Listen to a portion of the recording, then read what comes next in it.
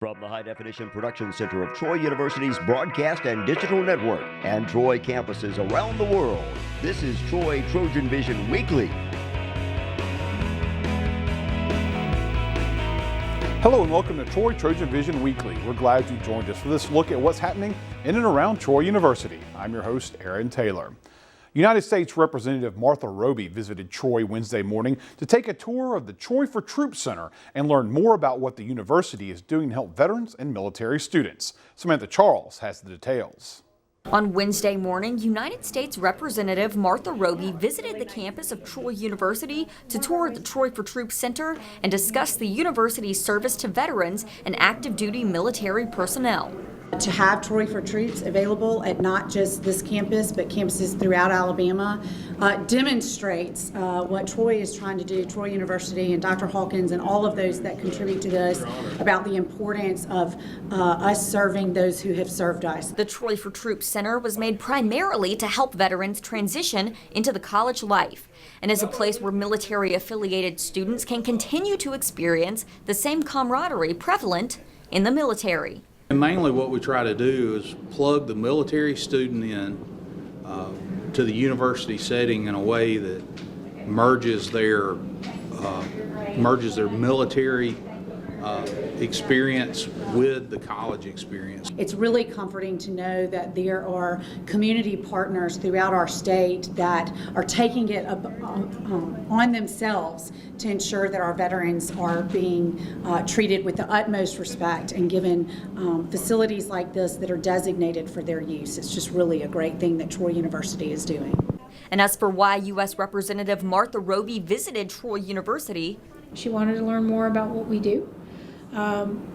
She has been in the military community as a whole. She is pro-military, very supportive, has been integral in helping eliminate some of the problems that the Alabama, especially with the Central Alabama VA healthcare system network, finding out those problems, rectifying those problems, as well as across the country. So she has been a Department of Veterans Affairs advocate, military advocate, but today she wanted to come in and see what we're doing on a day-to-day basis. And stay tuned because we'll learn even more about the center later in today's show during this week's Trojan Talk segment. And the transition from high school to college can already be challenging for some, but for the hearing impaired, a new set of issues can add to that challenge. However, a camp held on the Troy University campus last week helped deaf and hard of hearing students prepare for their transition into college. Ryan Renfro has the story. For a week now, Troy University has been the home of a college prep camp for the deaf and hard of hearing, better known as Camp Success. Through the camp, students have spent their week learning more about the transition from high school to college and have set in on discussions ranging from technology to characteristics of a good student. And when they're not learning more about college life, students learn more about each other. One of the underlying kind of things that happens here is that it also allows these kids to network with other kids that have a hearing loss, because many times they're the only ones in their school that has a hearing loss, and so they get a chance to meet their peers that deal with the same frustrations and struggles that they've had to deal with. 2 students from this week's camp are preparing to go into nursing, and with this week's camp almost over and college right around the corner, these 2 students say that they couldn't be more prepared for what the future has in store. I've liked everything, the experience, the people I've gotten to meet, the career exploration opportunity that I've had, and it's really opened doors for me in the future. I feel like it will.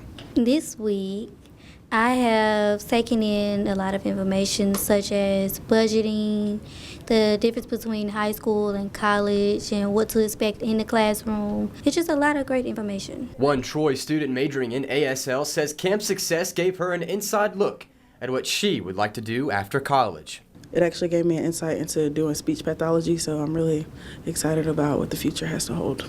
Camp Success will come to an end on Saturday when each student conducts a PowerPoint presentation focusing on their own career choice. Already known by many as Alabama's International University, but this week the international education was passed on to some younger students as a part of the annual StarTalk Chinese language camp. Ryan Renfro has the details.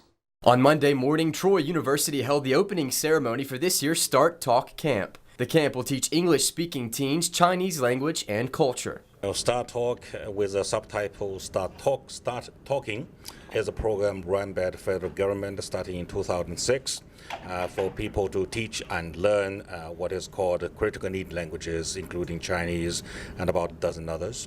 Between now and July 9th, the camper will get an immersive experience that instructors hope will give them a better understanding of Chinese. They are going to stay with us for about 2 weeks, learning the Chinese language and culture with native speakers. We have one teacher taking care of 2 students. They stick together most of the day and speak Chinese at least 90% of the time. So they get a touch for the beginners of the Chinese language culture. For level 2 or a little older, with learning experiences of the language, they will go a little beyond learning more expressions of the language and culture. Even though it is the campers that are trying to improve their education, Fing says a camp like this will only help lead to better relationships between the U.S. and China. The campus is designed for mainly the beginners to get familiar with another language and culture, which will be contributing to the development of the United States in economics and international relations. The primary purpose of the camp is education, but there will be plenty opportunities for fun for the campers. They have a lot of fun, and we designed this as a miniature of a touch of the Chinese culture and language. By the end of their 2 weeks, these campers will take what they've learned about Chinese language and culture and put on a show. Yes, they are going to design their own performance. A few students will have a group. They may do a short play. They may do a recital of a Chinese poem, and they may go even beyond that, creating something we've never heard of. Ryan Renfro, Troy, TrojanVision News. And the StarTalk Camp is made up of a variety of primarily English-speaking teenagers who are trying to expand their horizons by learning more about the Chinese language. Austin Cofield takes a look at what's in store for the campers during their 2 weeks in Troy. Troy University boasts an incredibly diverse group of students. The university continues to show its appreciation of other cultures through an annual program called StarTalk. StarTalk is a Chinese immersion program for students to learn about the culture, the language. They have classes every day, so it's like a summer camp, but at the same time they're learning. Mostly we have about 2 hours of classroom teaching in the morning and 2 hours of classroom teaching in the afternoon. And other than that, we have lots of activities such as mostly related to the Chinese culture activities like line dance, dragon dance, Chinese chess, and a few others. The camp hosts students and teachers coming from all over the country and even beyond. Classes are divided by novice, intermediate, and expert Chinese speakers, as well as a class for teachers on how to become better at their teaching jobs. I'm mainly teaching the teachers program. We have 12 teachers taking part in our training, and I will be teaching the design of the curriculum, the cultural comparisons between the Eastern and the Western cultures. And even though it is an educational camp, it's not all just classwork and tests. My favorite part about StarTalk is giving the students an opportunity to learn Chinese culture through lots of different means versus just sitting in a classroom and learning from a textbook. They get to actually converse with different teachers. They get to actually apply what they're learning to have our little market that we have near the end where they get to haggle and buy different products from the teachers. And they also get, this year I believe they're also going to be ordering from a fake Chinese restaurant, so they get to really apply what they're learning in class. Austin Cofield, Troy, TrojanVision News. We're going to take a short break, but when we return, we'll see why Trojan athletic facilities were filled with younger than usual players this week. Stay tuned, we'll be right back. This is Thomas. During the day, he works in research, and at night, he's a warrior. Soon he'll have a degree from Troy University, a historic and affordable public university with flexible online and in-class courses, and professors who know their students by name. Do what you love and be great at it. That's the warrior spirit. Learn more at troy.edu/workingwarrior. Through the years, trends and styles may come and go, but the important things remain the same. Generation after generation, consistently there, creating moments and memories to last a lifetime. Like a true friend, the national parks have always been there for you, and now you can be there for them. Support the National Park Foundation and help protect America's treasured places. Now back to Troy Trojan Vision News Weekly. Some of the best high school baseball players from across the Southeast were in Troy this week, playing for bragging rights to see which state has the best all-star team in the Southeastern Underclassmen Shootout. Ryan Renfro has all the action from Riddle Pace Field. For the past 4 years, Troy has been the home of the Alabama Baseball Coach Association event, an event that brings in over 100 of the best high school baseball players across the state to compete for a spot on Team Alabama. We've taken a Team Alabama to Georgia the past 4 years and played Tennessee and Georgia. And though a 3-team event in Georgia may have been good competition, Dean says he wanted to open it up more. And as a result, players from across the Southeast now have the chance to showcase their talents out on the diamond at this week's Southeastern Underclassmen Shootout, held at Riddle Pace Field. We've got some of the best baseball in the country in the Southeast. Some people would say the best. I wanted to open it up more, so I'm hosting the event, and we brought in Louisiana, Mississippi, Tennessee, Georgia, Florida, so a 6-team deal. The teams competing in the tournament represent states from all across the Southeast. But when they're not out on the field competing, players get a taste of college life, and that is where Troy University steps up to the plate. I'm hosting it at Troy because Troy University is a first-class facility. The kids stay in the dorm, so they get a little taste of college life by living in the dorm, getting up and going to the dining hall to eat. They walk to the dining hall, they walk back to the dorm, they walk to the field with a high school coach. So they're walking on the campus, getting used to college life. By day, the players compete on the field, but during their first night in Troy, the players set in on educational seminars, ranging from a discussion on academics to a session focusing on arm care. A lot of good talks off the field that will help these kids get prepared for college life, and the parents understand more about college and the recruiting process. One parent shares his thoughts on this week's competition. Oh, it's great. It's a great opportunity for him and for the fans. I think they get to have a lot of fun getting to play with different guys from all over the state, and the level of competition they're going to face here this week is outstanding. The games will conclude on Thursday with the first game beginning at 9 a.m. And some even younger ball players were on Troy's campus this week as well. However, these players weren't competing, but learning the finer points of pitching from the Trojan softball team. Once again, here's Ryan Renfro. 1, 2, 3, fastball! The Trojan softball team returned to the Trojan softball complex this afternoon and took the field with a few youngsters at their side in this week's Little Trojans pitching camp. Participants ranged from 2nd to 5th grade, and through the camp, these Little Trojans took the mound to receive Division I instruction in all things pitching and catching. We want the kids to be here and see our facilities and get them excited about Troy softball, and that's also, we would like to give back, and we like to people get excited about Troy as well. Today's camp is the third and final camp of the week. The first 2 camps were held on Monday and Tuesday, focusing on hitting. Hupp shares the purpose behind this week's camp. We love softball, so hopefully that's rubbing off on girls. Really trying to help them, A, love the game and have fun with it, and hopefully we're showing that. And then 2, we would like them to learn something as well. One Trojan preparing for her senior season on the mound says the camp doesn't just help the Little Trojans, it also helps everyone else on the diamond. The camps also get us back in the game. We go home for the summer and we're not doing much skill stuff with our coaches or with our other teammates. We're kind of on our own. So being here with the coaches and listening to them talk about the game to the campers, it's good for us. We get to listen and we are refreshed on everything we know about the game. The Trojan softball team will hold its high school ID prospect camp next Wednesday and Thursday. Ryan Renfro, Troy, Trojan Vision News.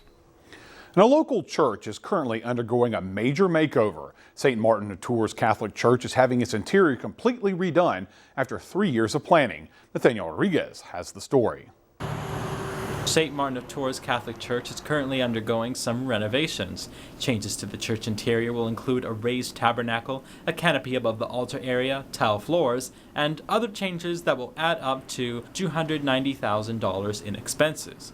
While renovations are going on in the main church area, the parishioners of St. Martin of Tours have been using this repurposed parish hall as their worship center. According to Pastor Dan Irwin, the renovations are finally happening after 3 years of waiting due to issues with contractors. It's really kind of a job that is too big for kind of a smaller contractor, but it's not real big for a bigger one, so it was kind of in the middle there and hard to find somebody who could do it, and it was that we wanted to do it as well. We didn't want just anybody working on the church. Irwin says that while the renovations will add aesthetic value to the church, they are also meant to glorify God. We want the church to be a place that gives glory to God, that really expresses our love for Him.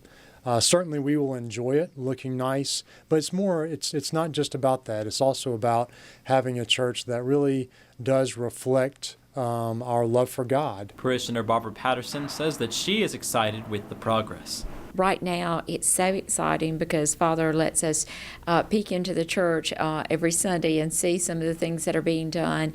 And everything that we see being done is just absolutely beautiful. And I think we will have a wonderful place to worship. The renovations are expected to be done in August. Nathaniel Rodriguez, TrojanVision News. Troy University's Hall School of Journalism prides itself in offering students plenty of opportunities for hands-on learning in addition to classroom teaching.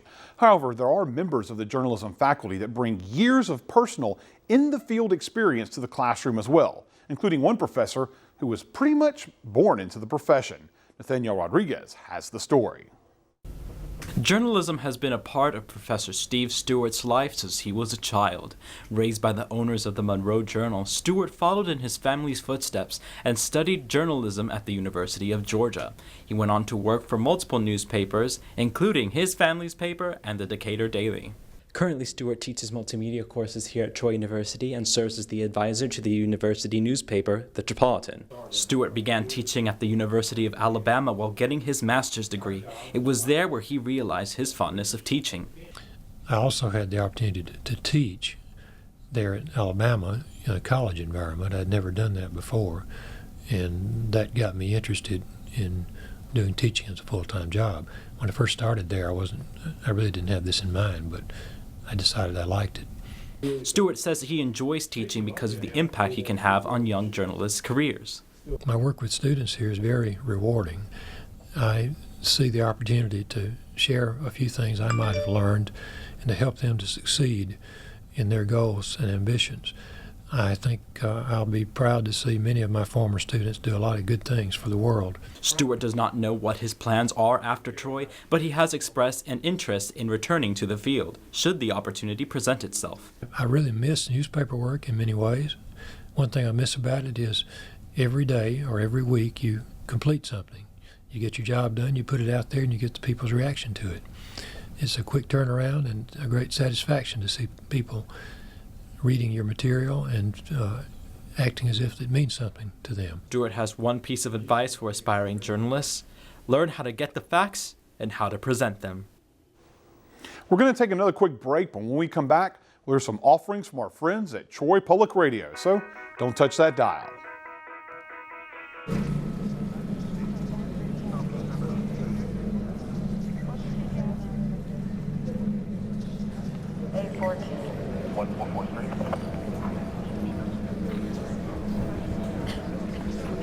Did you go to the schoolyard? Calm down, please. Where did you look?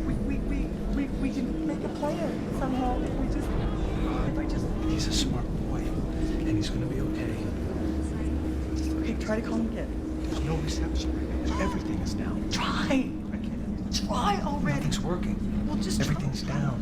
Do you think he's on his way? Please. Is he okay? Laura. Please tell me he's okay. I need you to calm down. What? It's my baby. This is so bad. He's out there by himself. Make sure you know where to find your family in an emergency. Start your plan at ready.gov. Now back to Troy TrojanVision News Weekly. Each week we take some time to hear some of the work done by our broadcast partners at Troy Public Radio. As we do each week, we'll get another sample of Talk of Troy, the student-produced newscast of Troy Public Radio. Now let's take a listen.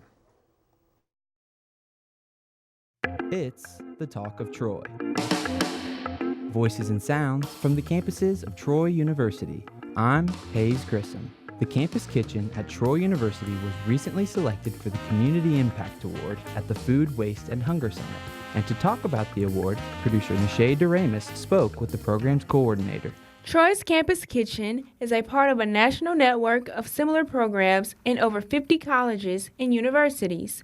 And Jonathan Seeland says receiving this award from his peers was a surprise. It was a big shock. I totally didn't see that coming, but I think it reflects a lot of the leadership of our students as well as the willingness of our volunteers. The program collects surplus food from Troy's dining halls and uses it to fight hunger in the community.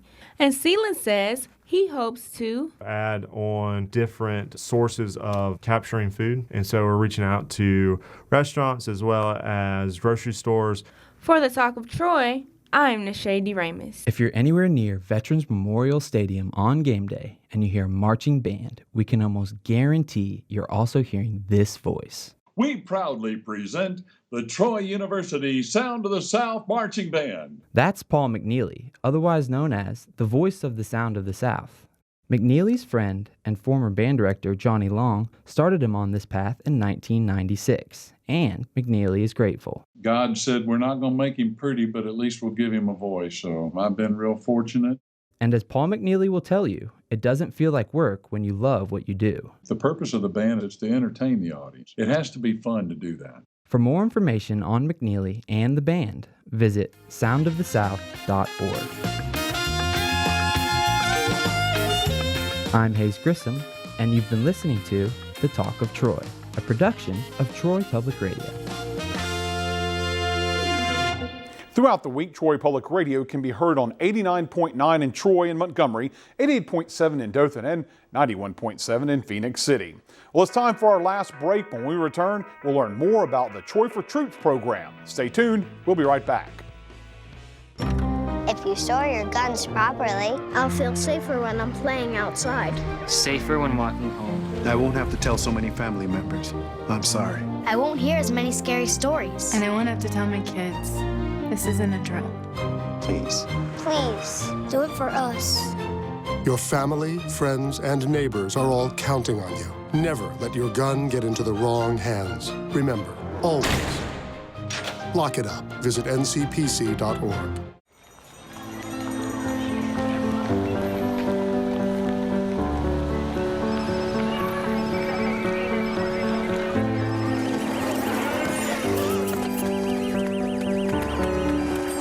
If a child with autism is missing, immediately search places that pose the most danger, such as nearby water and busy streets. For more ways to help, visit missingkids.com/aware.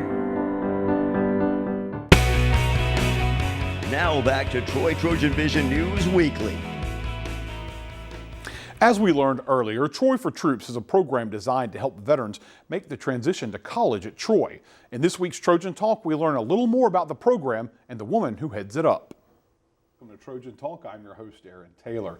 Today we'll be talking about the Troy for Troops Center here at Troy. My guest today, the new director for Troy for Troops, Danielle Pankey. Thanks for joining me here today. Thank you for having me. And Troy for Troops, we'll get more into what Troy for Troops does here in a little bit. But first, we'll know a little about you and kind of how you got to where you are now as the director for Troy for Troops. Well, I started with Troy University about 10 years ago as an academic advisor at our Tampa Bay location, and through a series of moves through Columbus, Georgia, and my previous position as a coordinator of state authorizations for Troy Online, I became the director of the Troy for Troops Center.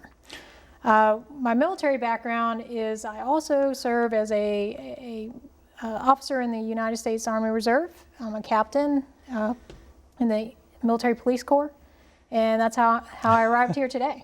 And so, and you're in charge of Troy for Troops, but you definitely have not only a background, but Yes. you're currently involved with the military. So you've got kind of the experience to back up the Yes, sir. support that you've got in there. But you've also have a little bit of family history as well, correct? So you know what it takes to support a military family and someone in the military. Yes, I do. I'm currently serving. I also was a dependent.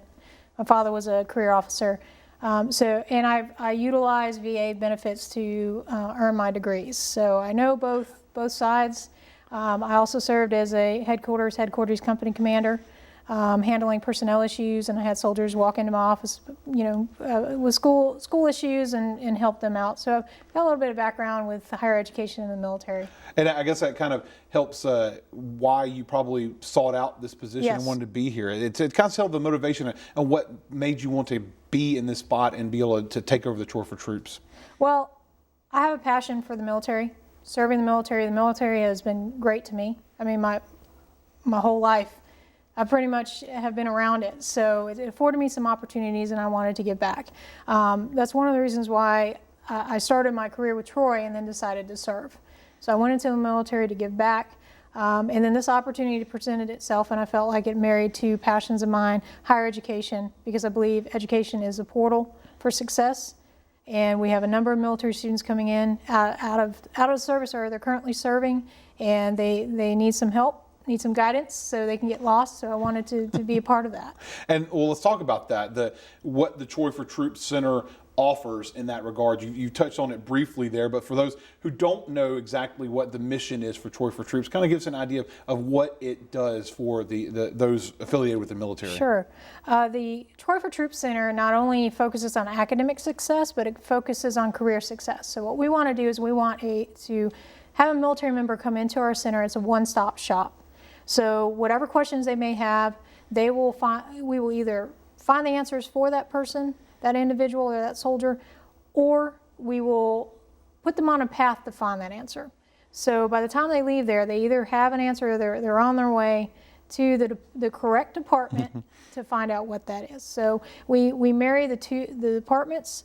We facilitate services. We also have a Veteran Success on Campus counselor, one of two in the state of Alabama, which is a Department of VA representative that's contracted with the university. So not only do we have the academic portion set up, but we also have a mechanism to help out with any VA questions. And that very important, because a lot of that's the financial stimulus for getting them into some of these situations here at the university. Now, but what you deal with, not necessarily typical. I guess that's the best way. No. When you're dealing with someone that's military affiliated or a veteran, they could be years away from their high school, or they could be. Tell us about that, like the variety of people that you may have to handle coming into the Troy for Troops Center. So well, we run the gamut. So when we're looking at a student, we have to sit down with them and take time with them, and our center affords that. So we're looking at career soldiers that have had 30 years of service. It's their first day on a college campus, and we're helping them navigate through the system. And then we might have a savvy student, an online student who's been transferred between 8 to 10 different universities. That's normal. So we're looking at their transcripts, we're looking at the military transcripts, and we're facilitating that relationship with their evaluation center as well to make sure they're pulling in most of their credit, if not all. So we're working from 18-year-olds all the way up to 50-years-olds, so they're just getting out of the service on up. So all age groups. We're running out of time, but if anyone wants information about this, there's a Troy for Troops Center located on all campuses here in Alabama. But what can they do to get some contact information about this? They can call me. Okay. My number is 334-670-3657. Okay. Or you can email me at dpankey@troy.edu. All right. Well, here's hoping that some folks take advantage of that and take advantage of the Troy for Troops centers across Alabama. Thanks for joining me here today. Thank you. And thank you for joining us on today's edition of Trojan Talk. And that's what happened on the last week of June 2016. To find out what's happening throughout the week, you can tune into Troy TrojanVision News at 5, 6:30, and 10:30 Monday through Thursday, or by anytime by following us on Twitter at Troy TV News.